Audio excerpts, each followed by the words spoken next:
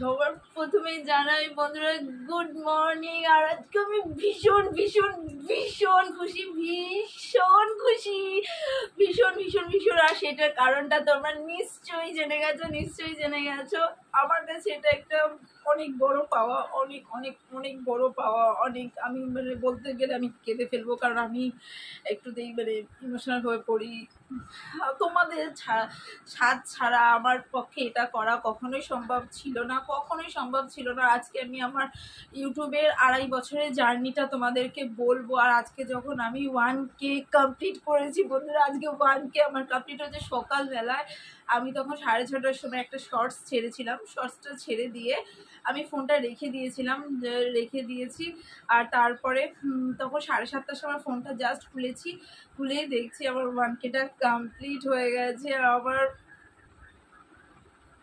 আমি 2.5 বছর এই দিনটার জন্য অপেক্ষা করেছি। 2.5টা বছর অপেক্ষা করেছি, খুব কষ্ট করেছি, খুবই কষ্ট করেছি। আজকে তোমাদের সাপোর্ট ভালোবাসা না থাকলে এটা করা কখনোই পসিবল হতো না।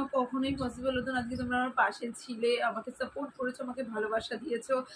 এই ছোট বোনটাকে কারোর দিদি কারোর বোন হই, তো তোমরা আমাকে প্রচন্ড ভালোবাসা দিয়েছো, যার জন্যই আজকে আমি 1Kটা কমপ্লিট করতে পেরেছি। হয়তো হয়তো আমি যতটা খুশি হচ্ছি জানি না সবাই এতটা হয় কি না। কারণ হচ্ছে কি বলতো, আজকে আমি 2.5 বছর পর এটা কমপ্লিট করেছি। কেউ তো 6 মাসেও করে ফেলে, কেউ 1 বছরের মধ্যেও কমপ্লিট করে ফেলে। আমি 2.5 বছরের মধ্যে করেছি, তো এটা আমার কাছে অনেক বড় খুশি। আর সব আমি কিভাবে নিজের আনন্দটা প্রকাশ করবো আমি বুঝতে পারছি না। আমি কিভাবে এতটা খুশি মানে আমি তোমাদের কাছে অসংখ্য ধন্যবাদ যে তোমরা আমাকে এইভাবে সাপোর্ট করো।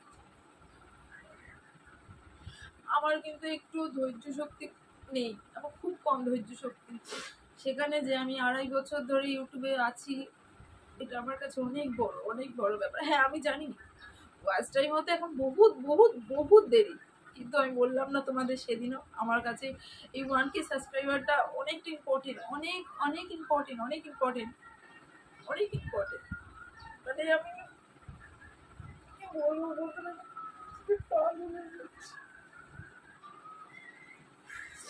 সবার ফোনে দেখতাম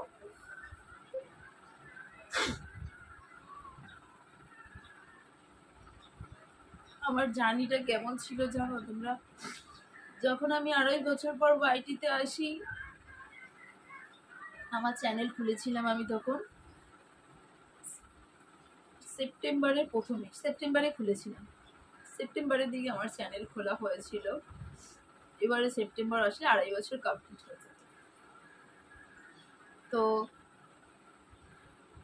খুলেছিলাম চ্যানেলটাকে,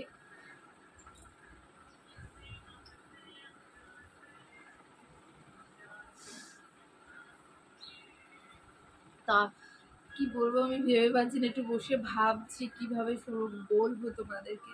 তখন আমি কিছুই জানতাম না জানো তো, যখন আমি YT-তে এসেছিলাম, যখন আমি কিছুই জানতাম না, মানে একটা কত চেষ্টা করেছিলাম। তখন হয়তো এগুলো ছিলও না, যে বন্ধু করা, কথা বলা, বন্ধুদের সাথে একটা ভালো, এইসবগুলো ছিল না তখন, কিছুই ছিল না। সময়ের সাথে সাথে তো সবই চেঞ্জ হয়, সব কিছুই পরিবর্তন হয়। তো হয়েছে, আমি কিন্তু যখন YT-তে এসেছি তখন না একটা বন্ধু পেয়েছি, না আমার ভিডিওতে, যখন আমি প্রথম ভিডিও ছাড়ি, সবারই তাই হয়েছে যদিও, যখন আমি ভিডিও ছাড়ি প্রথম তখন আমার ভিডিওতে ভিউজ তো আসতো জোর টেনে 15 থেকে 20টা, এর বেশি কোনো দিন আসতো না, কোনো দিন আসতো না।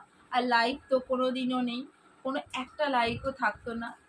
আমি কি করতাম জানো, নিজের ভিডিওতে নিজে লাইক করতাম, আর আমার হাজবেন্ডের ফোনটা দিয়ে একটা লাইক করে দিতাম। এই দুটো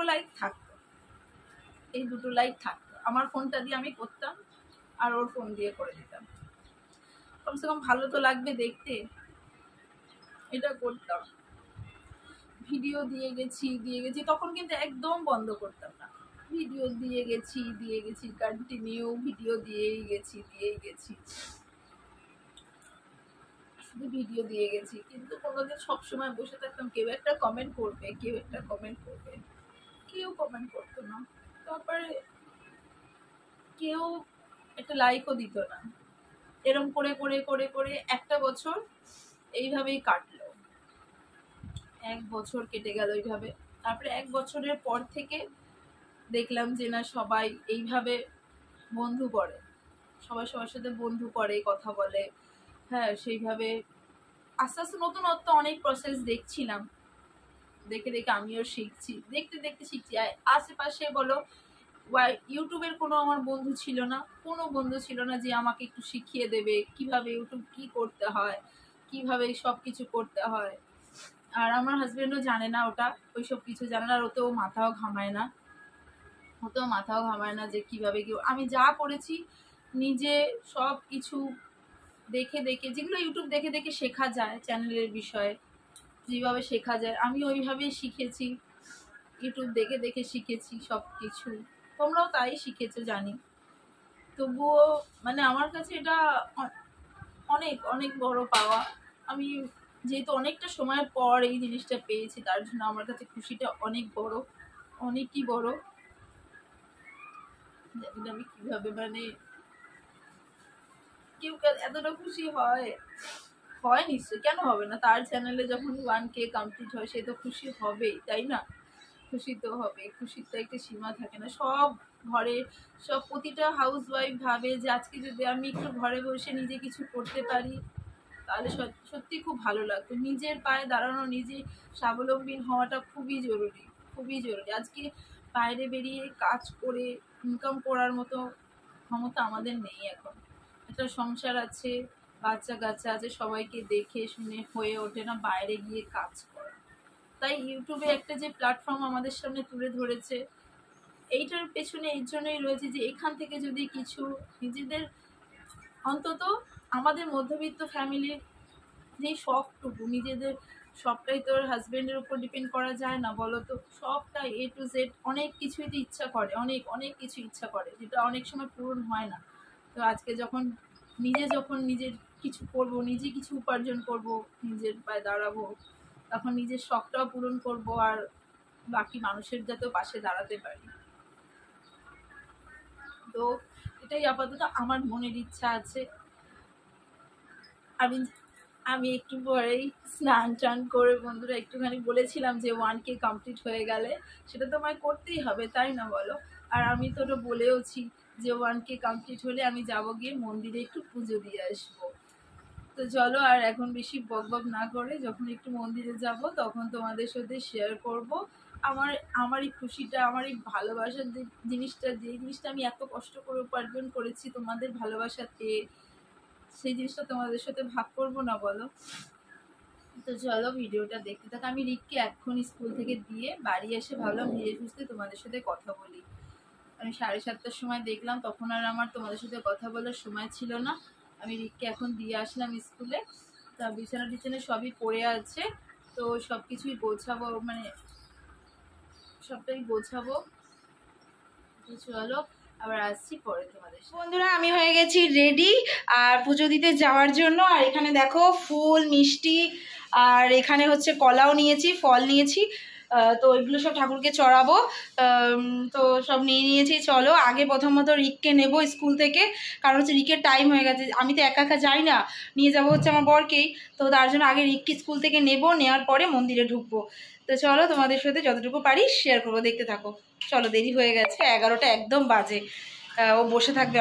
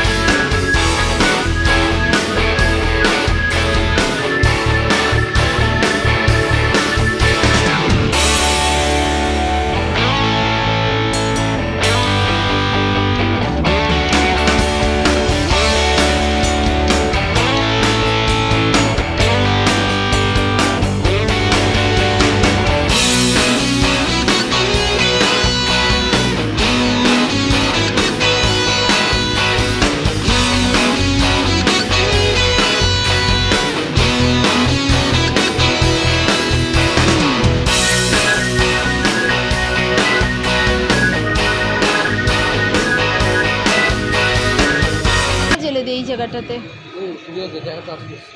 এইখানে ধূপটা জ্বেলে দিই। খুবই সুন্দর, দেখো মন্দিরটা খুবই সুন্দর। আমি এই মন্দিরটা আসিনি, এটা আমার বাড়ির কাছে মন্দির, এখানে আসা হয় না। আর একটা যেটা আছে সাই মন্দির, ওখানেই যাওয়া হয়। তো আজকে এখানে আসলাম আর খুবই ভালো লাগলো। প্রথমবারই আসলাম জানো তো বন্ধুরা, প্রথমবার আসলাম এই জায়গাটায়। খুবই একদম শান্তিপ্রিয় জায়গা। সবাই আজকে মঙ্গলবার, খুবই ভালো দিন। আর সবাই এখানে বসে হনুমান চালিসা পড়ছে, হনুমান চালিসা পাঠ করছে। চলো আমি এখানে একটুখানি ধূপটা জ্বেলে দিই। ওই দেখো ওখানে জ্বলছে, ধূপটা জ্বেলে দিই, তারপরে আবার বাড়ি গিয়ে কথা হবে। তো আমি এখন চলে এসেছি বাড়ি। আর এসে এখন প্রচুর এক হাঁটু কাজ পড়ে আছে, কিচ্ছু রান্নাবান্না হয়নি, রান্নাবান্না করব। তো চলো ভিডিওটা আজকে আর বেশি বড় করছি না। আজকে তোমাদের সাথে আমার খুশির দিনটা শেয়ার করলাম, পুজো করলাম, মনটা শান্তি হয়ে গেল। আজকে যেহেতু আর মঙ্গলবার ছিল, আজকে তো জানোই বজরংবলীর মঙ্গলবার দিন পুজো দেওয়াটা খুবই ভালো।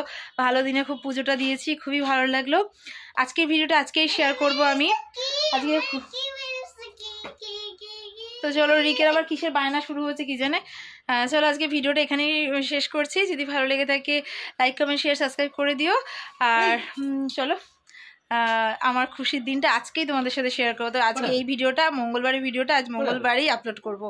তো ভিডিওটা দেখে নিও আর সবাই আমাকে একটু ভালোবাসা জানিও। চলো টাটা।